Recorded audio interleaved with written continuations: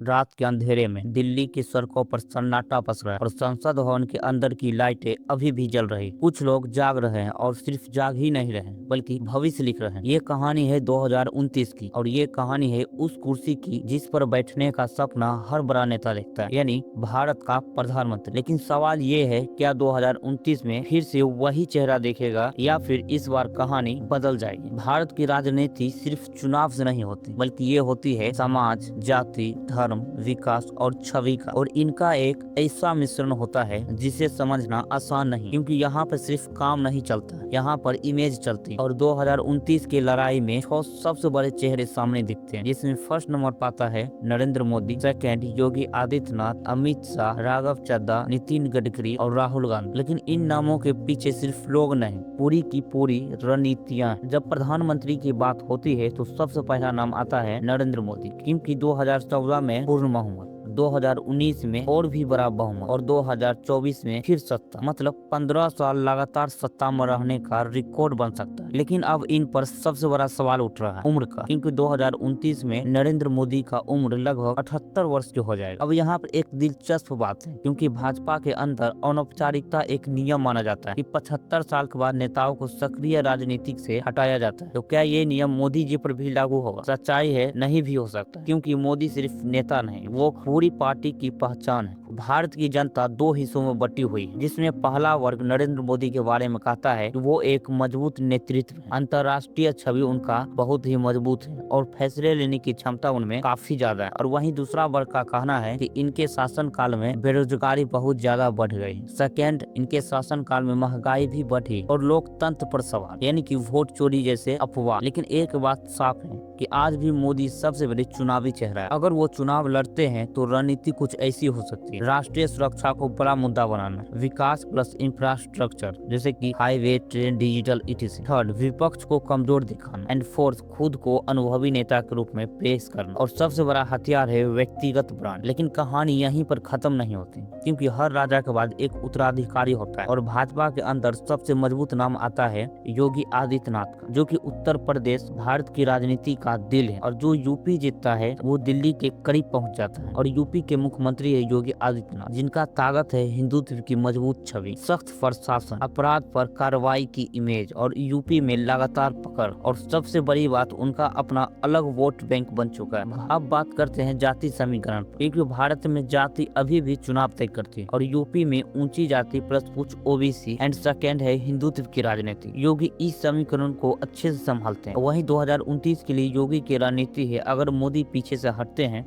तो योगी सबसे बड़ा चेहरा बन सकते हैं। और उनका प्लान हो सकता है यूपी को मॉडल राज्य बनाना, कानून व्यवस्था को मुद्दा बनाना, धार्मिक पहचान को मजबूत करना और खुद को कठोर नेता के रूप में दिखाना। लेकिन उनके कुछ कमजोरियां भी, जैसे कि राष्ट्रीय स्तर पर मोदी से कम अनुभव होना, सभी राज्यों में उनकी स्वीकारता नहीं और कुछ लोगों के लिए बहुत ही कठोर छल। अब असली सवाल, अगर 2029 में चुनाव होता है तो भाजपा क्या करे? 3 संभावनाएं हो सकती है: मोदी फिर से चेहरा बने, योगी को आगे किया जाए या फिर कोई तीसरा विकल्प। और यहीं पर आता है अगला नाम, जो कि अमित शाह। अगर राजनीति के एक शतरंज है तो अमित शाह उसके सबसे बड़ी खिलाड़ी, और उनकी ताकत है चुनाव जीतने की रणनीति, संगठन पर पकड़ और हर राज्य में नेटवर्क। और 2014 और 2019 की जीत में इनका सबसे बड़ा योगदान रहा। उनका गेम प्लान हो सकता है अमित शाह खुद सामने कम आते हैं, लेकिन चुनाव का खेल वही सेट करते हैं। और 2029 में उनका रोल हो सकता है किंग मेकर, या फिर वे खुद प्रधानमंत्री का चेहरा बने। लेकिन समस्या यहाँ पर है कि जनता में उनका नरेंद्र मोदी की तरह करिश्मा नहीं और इमेज ज्यादा रणनीतिकार के रूप में, न कि प्रधानमंत्री के रूप। और अब सवाल बड़ा हो जाता है, जब भाजपा के अंदर 3 बड़ी चेहरे नरेंद्र मोदी, आदित्यनाथ, योगी और अमित शाह, क्या ये एक साथ रहेंगे या फिर इनमें टकराव हो? और वहीं दूसरी तरफ विपक्ष भी है। अगर मुकाबला है तो सामने कोई होना भी चाहिए। और यहाँ से कहानी और भी दिलचस्प हो जाती है, क्योंकि दिल्ली की ठंडी सुबह एक तरफ सत्ता का मजबूत किला खड़ा है तो दूसरी तरफ विपक्ष अपने टूटे हुए टुकड़े को जोड़ने की कोशिश कर रहा है। लेकिन सवाल वही है, क्या 2029 में कोई ऐसा चेहरा होगा जो सत्ता को चुनौती दे सकता है? अगर सत्ता में 3 बड़े नाम है तो विपक्ष में भी कुछ चेहरे हैं जो कि लगातार कोशिश कर रहे हैं, जिसमें है राहुल गांधी, राघव चड्ढा और नितिन गडकरी, जो कि हालांकि ये सत्ता के पक्ष में लेकिन अलग छवि के कारण चर्चा में रहते हैं। राहुल गांधी कभी मजाक का विषय बने तो कभी कमजोर नेता कहे गए, लेकिन पिछले कुछ सालों में राहुल गांधी की छवि बदली। क्या बदला है? देश भर में यात्राएं की, जनता से जुड़ने की कोशिश की, बेरोजगारी और महंगाई जैसे मुद्दे पर सवाल उठाए। अब वो सिर्फ नेता नहीं बल्कि एक संघर्ष करने वाले व्यक्ति के रूप में देखने लगे। अब जनता उनके बारे में क्या सोचते हैं अब ये जानते हैं। भारत में राहुल गांधी को लेकर दो राय। उनके समर्थक कहते हैं कि वे जमीन से जुड़ने की कोशिश करते हैं, बड़े मुद्दे उठाते हैं और सत्ता से सवाल करते हैं। वहीं इनसे विरोध वाले लोगों का कहना है कि इनमें मजबूत निर्णय लेने की छवि नहीं के बराबर, बार बार हार का रिकॉर्ड और पार्टी पर इनका पूरी पकड़ नहीं। और वहीं 2029 के लिए राहुल की रणनीति हो सकता है कि अगर राहुल गांधी को प्रधानमंत्री बनना है उन्हें ये करना हो, फर्स्ट वे पूरे विपक्ष को एकजुट करें, सेकंड खुद को मजबूत नेता के रूप में दिखाएं, थर्ड युवाओं और किसानों को जोड़ना, एंड फोर्थ बेरोजगारी को बड़ा मुद्दा बना। लेकिन सबसे बड़ी चुनौती है उनका विश्वास जीतना, क्योंकि कांग्रेस की सबसे बड़ी समस्या है संगठन कमजोर होना। कई राज्यों में इनकी पार्टी खत्म सी हो चुकी है और बिना मजबूत संगठन के दिल्ली जीतना इनके लिए बहुत ही मुश्किल है। अब आता है इस गेम में एक नया चेहरा, यानी कि राघव चड्ढा। राघव चड्ढा की सबसे बड़ी ताकत है कि वे पढ़े लिखे और तेज बोलने वाले नेता है। शहर के युवाओं में इनके पकड़ है, साफ छवि है और आम आदमी पार्टी का उभरता हुआ चेहरा। लेकिन सच्चाई है कि राघव चड्ढा अभी भी राष्ट्रीय स्तर पर उतने बड़े नहीं हैं। पूरे देश में पहचान इनका बहुत ही सीमित है और पार्टी में कुछ राज्यों तक ही सीमित है। मतलब 2029 में सीधे प्रधानमंत्री बनना इनके लिए बहुत ही मुश्किल है, या फिर कहो तो असंभव। उनका रोल हो सकता है कि वो विपक्ष का युवा चेहरा, भविष्य के नेता हो सकता है और गठबंधन की राजनीति में इनका अहम भूमिका हो सकता है। और अब आता है नितिन गडकरी, जो कि छुपा हुआ खिलाड़ी, और उनकी सबसे बड़ी ताकत है कि वो सड़क और विकास के नाम के लिए प्रसिद्ध है और विवादों में कम रहते हैं और सभी दलों में इनका सम्मान, और कई लोग इन्हें काम करने वाला नेता मानते हैं। गडकरी जो उन नेताओं में है जिन्हें सत्ता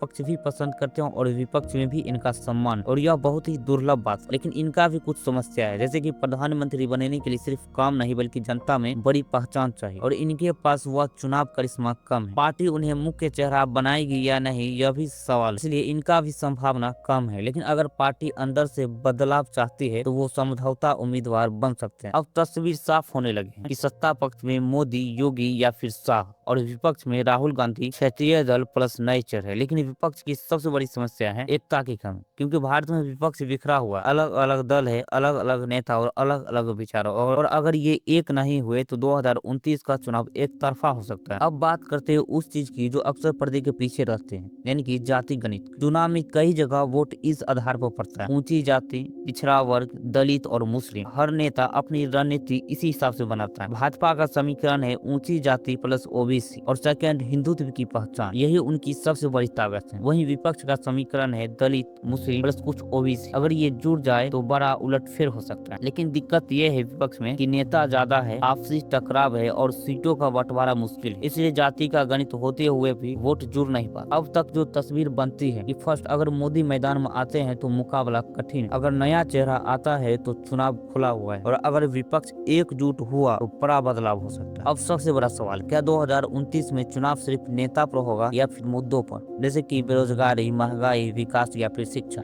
या फिर धर्म या पहचान पर? अब कहानी और भी गहरी हुई। रात के 2 बजे दिल्ली के एक बड़े बंगले के अंदर हल्की रोशनी जल रही, टेबल पर नक्शे फैले हुए हैं, लैपटॉप खुले हैं और कुछ लोग चुपचाप बैठे। ये लोग भाषण नहीं लिख रहे हैं बल्कि ये लोग चुनाव जीतने की चालें बना रहे हैं, क्योंकि 2029 का चुनाव सिर्फ मंच पर नहीं लड़ा जाएगा, ये दिमाग, रणनीति और भावनाओं का युद्ध होगा। आम आदमी सोचता है काम अच्छा होगा तो वोट मिलेगा, लेकिन सच्चाई थोड़ी अलग है, क्योंकि चुनाव जीतने के 5 असली हथियार है, जिसमें है फर्स्ट छवि बनाना, सेकंड कहानी बनाना, थर्ड वोट जोड़ना यानी कि जाति प्लस समाज से, एंड फोर्थ विपक्ष को कमजोर करना, और फिफ्थ भावनाओं को छूना। अब देखते हैं कौन नेता कैसे खेल खेल सकता है। अगर नरेंद्र मोदी 2029 में चुनाव लड़ते हैं तो ये उनका शायद आखिरी और बड़ा चुनाव होगा, और उनकी संभावित चालें हो सकते हैं अनुभव बना प्रयोग। वो खुद को ऐसे पेश करेंगे कि मैंने देश को संभाला है, अब नए लोगों पर भरोसा करना जोखिम। एंड सेकंड उसका दाव होगा राष्ट्रीय गर्व, यानी कि देश की ताकत और दुनिया में भारत की पहचान, और ये एक भावनात्मक मुद्दे बहुत असर डालते हैं। और थर्ड उनका सबसे बड़ा दाव होगा बड़े प्रोजेक्ट, जैसे कि सड़क, रेल, डिजिटल काम, नए शहर और नए कारखाने बनाना, और विकास को दिखाकर वोट लेना। और फोर्थ इनका दाव हो सकता है कि ये लोग देश नहीं चला सकते और इनके पास नेता नहीं है, यानी कि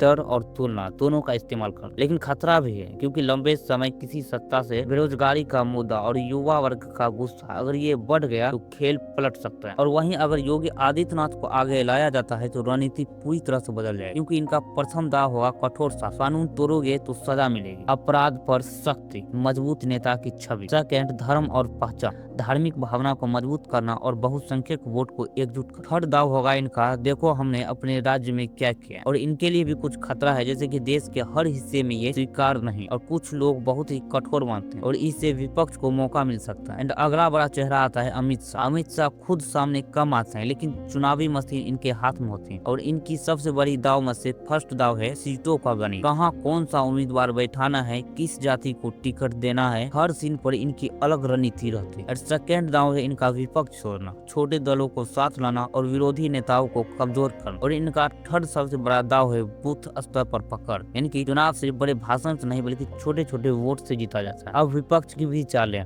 अगर राहुल गांधी को जीतना है तो उन्हें बिल्कुल अलग खेल खेलना होगा। जैसे कि इनका फर्स्ट दाव हो सकता है बेरोजगारी, महंगाई और किसानों की समस्या, जो कि सीधे लोगों से जुड़ना। यानी इनका सेकंड दाव है एकता बनाना, यानी कि सबसे बड़ा काम तभी विपक्षी दलों को साथ लाना। एंड थर्ड दाव इनका हो सकता है आम आदमी जैसा दिखना और जमीन से जुड़ना। और इनके लिए भी कुछ चुनौतियां हैं, जैसे कि क्या लोग उन्हें मजबूत नेता मानेंगे या फिर क्या पार्टी के अंदर से मजबूती होगी। एंड अगला चेहरा आता है राघव चड्ढा, और उनकी रणनीति हो सकता है शिक्षा और स्वास्थ्य की बात, शहरों को युवाओं को जोड़ना और साफ राजनीति की छवि बना। लेकिन इनके लिए भी कुछ मुश्किलें हैं, जैसे कि अभी उनका समय नहीं, लेकिन भविष्य के लिए ये तैयारी जरूर कर सकते हैं। एंड अगला नाम आता है नितिन गडकरी, और उनकी चाल है कि वो बोलते बहुत कम है और काम बहुत ही ज्यादा करते हैं, जैसे कि सड़क, पुल, परियोजनाएं बनाना। विकास की सीधी कहानी इनसे जुड़ता है, लेकिन इनके लिए भी कुछ मुश्किल है, जैसे कि ये सिर्फ काम नहीं बल्कि भावनाएं भी चाहिए। अब सबसे बड़े सवाल पर आते हैं, चुनाव आंकड़ों से नहीं बल्कि भावनाओं से जीता जाता है, जैसे कि डर पैदा करना, उम्मीद दिखाना, पहचान जोड़ना और दुश्मन बनाना। हर पार्टी ये खेल खेलती है, बस तरीका अलग अलग होता है। और इनके लिए कुछ खतरा भी होता है, जैसे कि जब चुनाव भावना पर हो तो असली मुद्दे पीछे छूट जाते हैं, जैसे कि नौकरी, शिक्षा और स्वास्थ्य। अब तस्वीर साफ है कि ये सिर्फ नेता बनाम नेता नहीं है, ये कहानी बनाम कहानी। अब सबसे बड़ा सवाल आता है कि आखिर कौन जीत सकता है, तो ये तय करेगी कि कौन सबसे मजबूत कहानी बनाएगा, कौन सबसे ज्यादा वोट जोड़ पाएगा और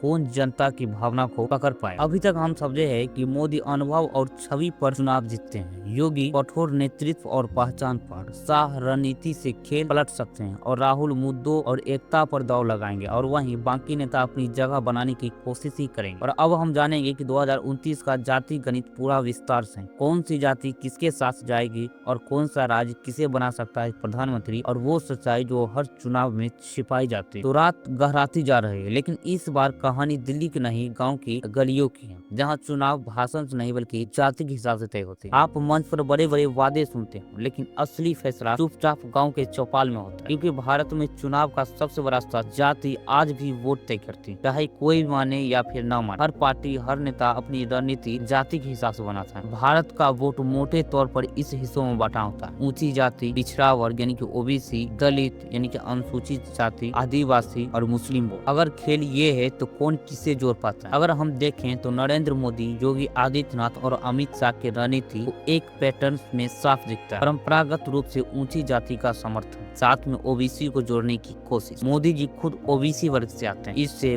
बड़ा वोट इनसे जुड़ जाता है। एंड सेकंड आता है हिंदुत्व का कार्ड, यानी कि धर्म के नाम पर एकता, और इससे जाति का फर्क थोड़ा कम हो जाता है और वोट एक दिशा में जाता है। और थर्ड है गरीब वर्ग को जोड़ना, यानी कि राशन देना, आवास योजना, घर देना और गैस जैसी योजनाएं, और इस गरीब वर्ग में पकड़ मजबूत होता है। लेकिन खतरा है कि अगर ओबीसी या फिर दलित वोट खिसक गया तो पूरा गणित बिगड़ सकता है। और अब देखते हैं राहुल गांधी और विपक्ष क्या कर। ये दलित, मुस्लिम प्लस ओबीसी को जोड़ता है, और यही विपक्ष का पारंपरिक समीकरण। अगर ये तीनों जुड़ जाए तो बड़ा बदलाव संभव, और इसमें जितनी आबादी उतना हक, यानी कि इस मुद्दे से पिछड़े वर्ग को जोड़ने की कोशिश। सामाजिक न्याय से भी ये देखते हैं, जैसे कि आरक्षण करना और बराबरी की बात, इससे दलित और पिछड़ा वर्ग भी प्रभावित होता है। और सबसे बड़ी समस्या विपक्ष में है कि वो एकजुट नहीं, इसमें अलग अलग नेता होते हैं, अलग अलग राज्य, और आपसी टकराव इसमें बहुत ही ज्यादा हो, इसलिए वोट बंट जाता है। अगर 2029 की कुर्सी समझनी है तो एक राज्य को समझो, वो है उत्तर प्रदेश, क्योंकि यहाँ है सबसे ज्यादा सांसद और जाति की सबसे जटिल समीकरण। यहाँ का खेल यादव,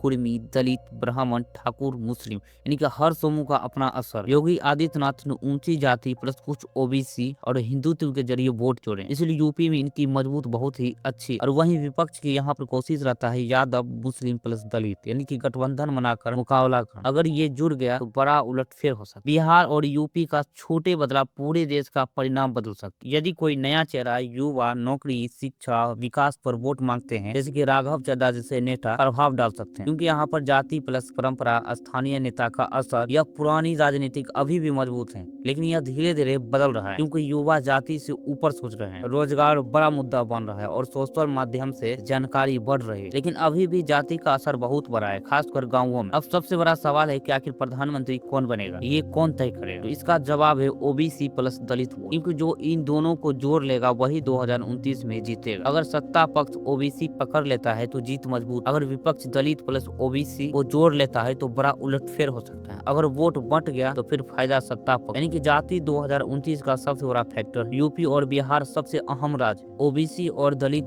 किंग मेकर है और विपक्ष को एकजुट होना जरूरी है और सत्ता पक्ष को अपना आधार बचाना हो। और अब हम जानेंगे कि 2029 में सबसे ज्यादा संभावनाएं किसकी है, जनता के लिए सबसे अच्छा विकल्प कौन हो सकता है और क्या कोई नया चेहरा सामने चौंका दे। ये सिर्फ चुनाव नहीं है, ये फैसला है आपके रोजगार का, आपके भविष्य का और देश की दिशा। अब तक हमने सब देखा, रणनीति, जाति, चेहरे और चालें। अब समय है अंतिम सच्चाई जानने का, यानी कि अगर आज की स्थिति को देखे तो 3 परतों में समझना होगा। पहली, नरेंद्र मोदी, सबसे मजबूत दावेदार नरेंद्र मोदी। आखिर क्यों सबसे आगे? क्योंकि इनके देश भर में बहुत अधिक जान पहचान, मजबूत समर्थक वर्ग है, लगातार चुनाव जीतने का अनुभव और पार्टी और संगठन पे इनका बहुत ही ज्यादा पकड़ है। अगर मोदी चुनाव लड़ते हैं तो 2029 में सबसे आगे वही रहेगा, लेकिन शर्त उम्र का सवाल 75 प्लस नहीं। जनता में थकान और बेरोजगारी और महंगाई जैसे मुद्दे, अगर ये मुद्दे भारी पड़े तो खेल बदल सकता है। वहीं दूसरी परत उत्तराधिकारी की लड़ाई, अगर मोदी पीछे हटते हैं तो सबसे बड़ा नाम आएगा योगी आदित्यनाथ, क्योंकि इनका मजबूत और सख्त छवि,